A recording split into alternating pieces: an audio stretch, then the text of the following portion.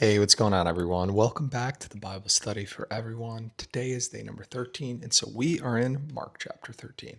Once again, I'm Matt, and I'm going to be your facilitator today.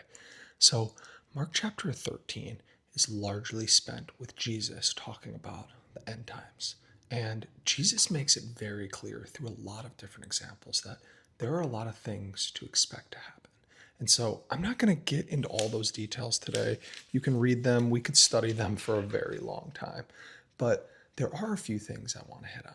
The first one is him talking about the nations. And I've mentioned this before, but it's so interesting that when we talk about the end times, one of the main things that Jesus continues to mention is the nations and the gospel being preached there. In verse number 10, he says, "And the gospel must first be proclaimed to all nations." And so that's an important step in preparing for the end times. We know that every nation, tribe, and tongue will confess that Jesus is Lord. Has that happened yet? No. So I'd highly recommend you doing some research and looking into how many languages still don't even have a single word of Bible in their language. So there's still a lot of work to be done.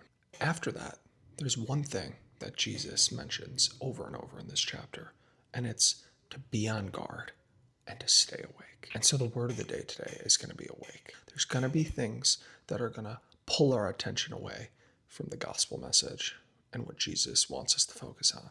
And so he's saying, you all need to stay awake. You need to be aware, watch out, be on guard. People are going to try to deceive you, but stand firm in your faith. And so I'd like to test you today. Is there anywhere that you may be getting deceived in your life?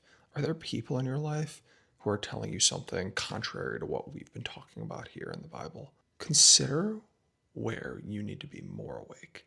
Where do you need to be more firm in your faith? Is there anywhere that you can waver? Is there anywhere that you question? This is where study, deep study, is so important. And I would just highly recommend in this day and age, there's so much access to information. There's virtual Bible studies, there's virtual churches, there's access to the internet that has so much information to learn. So if there's anywhere that you are wavering or questioning, do some research today. Spend the time because we need to stay awake. We need to stand firm in our faith. We need to watch out and be on guard for when that time comes. We can have peace knowing that if we stand firm and we stay awake, Jesus will protect us and we're going to have eternity in heaven with him. We'll talk next time. See you guys.